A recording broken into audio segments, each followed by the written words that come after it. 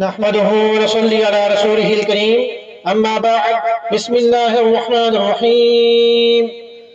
جریر بن عبداللہ رضی اللہ عنہ فرماتے ہیں کہ نبی اکرم صلی اللہ علیہ وسلم نے فرمایا کہ وہ وقت آنے والا ہے جب تم اپنے رب کو اپنی کھلی آنکھوں سے دیکھو گے۔ ایک روایت میں جریر رضی اللہ عنہ نے بیان کیا کہ ہم لوگ رسول کریم صلی اللہ علیہ وسلم کے پاس بیٹھے تھے، آپ نے 14ویں رات کے چاند کی طرف دیکھا اور فرمایا کہ تم اپنے رب کو اس طرح دیکھو گے جس طرح اس چاند کو دیکھ رہے ہو۔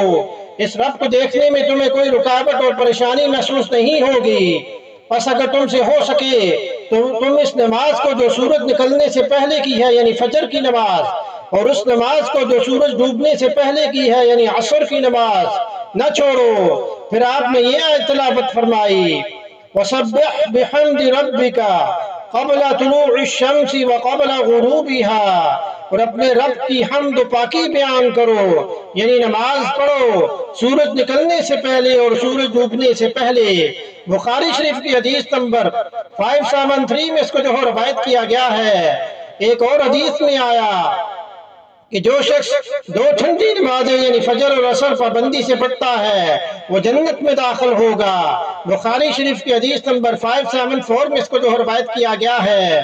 ایک اور روایت میں آیا کہ نبی اکرم صلی اللہ علیہ وسلم کے سامنے ایک ایسے شخص کا تذکرہ کیا گیا جو صبح ہونے تک سوتا رہتا ہے یعنی فجر کی نماز ادا نہیں کرتا ہے، تو آپ صلی اللہ علیہ وسلم نے فرمایا کہ ایسے شخص کے کانوں میں شیطان پیشاب کر دیتا ہے۔